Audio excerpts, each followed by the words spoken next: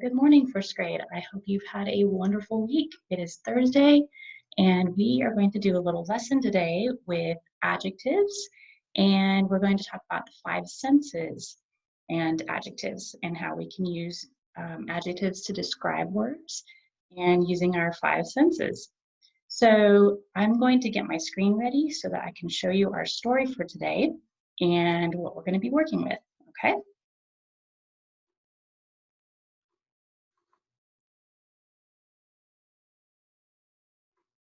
Okay, get this going here. Okay, so you should be able to see this short story right here, and it is called The Tricky Mouse. Now, it's not very long, but you can see that there are words that are highlighted in yellow, and they're bold words, so I made them stand out for you. And I'm going to read this little story about the tricky mouse, and we're going to take a look at those words that are in the yellow highlighter because those are adjectives. Those are words that describe nouns. And we're going to take a look at those adjectives, and we are going to see how they work with our five senses. You can see smell, taste, what we hear, what we can touch, what we see. Those are our five senses. And each of these words fits into one of those categories, and we're going to look at them as after we read this story. Okay, we'll go do that together, and I'm going to have an activity for you to do when we're done going through these. Okay, so here's our little story, and it says, once upon a time, there was a stinky lion. Notice that stinky is in highlights. He loved to sleep all day in the hot sun and only woke up to find food or to stretch his smooth body. But one day, a squeaky mouse found the sleeping lion and decided to play a trick on him. The mouse crept up to the lion and pulled his prickly whiskers. The lion woke up suddenly from his quiet sleep and looked around to see who had played the rough trick. But the delicious mouse had already scurried off to his soft home. Now, it's not a very long story, but we can see all those words in yellow highlights. Okay, stinky. Now, stinky has to do with one of our five senses. Do we see stinky? Do we taste stinky? Do we smell it? Do we hear it? Or do we touch it? Something is stinky. It smells bad, right? So it's with our sense of smell. So we would take that word stinky and we would write it in, where's smell? Oh, here's smell right here. We would write stinky in the smell category of our chart. He loved to sleep all day in the hot sun. Now let's think about hot. Hot is an adjective. It describes sun. But how does it describe it? Does it describe it? Can you smell the hot sun? Do you taste it? Ooh, ouch. Do you hear it? Would you touch it? Or do you see hot? How do you know something is hot? Usually you touch it, right? So hot would be in the category of touch. He only woke up to find food or to stretch his smooth body. Smooth. How do we know that something is smooth? Do we smell it? Do we taste it? Do we hear it? Do we touch it? Or do we see it? So think about smooth. When something is smooth, you usually touch it. It goes with our sense of touch. So we would take that word smooth and we would put it in the touch category. But one day, Squeaky, okay, now this little mouse, Squeaky describes our little mouse. He's squeaky, that's the adjective. Now, think about what sense. Do we smell something squeaky? Do we taste it? Do we hear it, touch it, or see it? Well, let's see, that little squeaky mouse. I don't want to taste squeaky, and I probably don't touch squeaky, but what about hear? Can I hear something that's squeaky? Yeah, so we would take squeaky and we would write it in the category for hearing. That is the sense that you use for squeaky. The mouse crept up to the lion and pulled his prickly whiskers.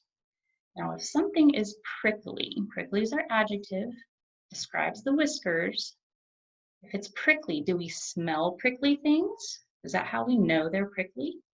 Do we taste prickly things? Not really prickly like we couldn't taste prickly. Do we hear prickly things? Do we touch prickly things or do we see them? How do we know that something is prickly, like a cactus? I think touch would be a good one. Those prickly whiskers. If we touch something, we know it's prickly, it's pokey. The lion woke up suddenly from his quiet sleep. Okay, quiet is telling us what kind of sleep. Do we smell, if something is quiet, do we smell it? Do we taste it? Do we hear it, touch it, or see it? Well, I think it's probably here because when something is quiet, it's not making noise. So we would take quiet and we would put it in the hearing category. He looked around to see who had played the rough trick. Rough. How do you know something is rough? Do you smell rough? Do you taste rough? Do you hear rough? Do you touch it or see it? Well, rough is usually something that is the opposite of easy or smooth. So I think that probably touch because he was touching him when he played that trick. So rough, let's put it in the touch category. But the delicious mouse, delicious. When something is delicious, what do we usually use? What sense do we usually use for delicious? Something is delicious. Can we smell it? Can we taste it? Can we hear it, touch it, or see it? Sometimes things can smell delicious. Do you think the mouse smelled delicious? Or do you think that the lion would think he tasted delicious? I have a feeling delicious would go in the taste category because he likes to eat things that taste delicious. The delicious mouse had already scurried off to his soft home. Now, how do we know that something is soft? Because soft is our adjective. It's telling us what his home is like. Do we smell things that are soft? Do we taste things that are soft? Do we hear things that are soft, touch, or see? I'm thinking about soft things like cotton and feathers. And I know that they're soft because I can touch them. And that's how I know they're soft. So I'm going to put soft in the touch category. That is the sense that I use to know if something is soft. So those are our adjectives in this story.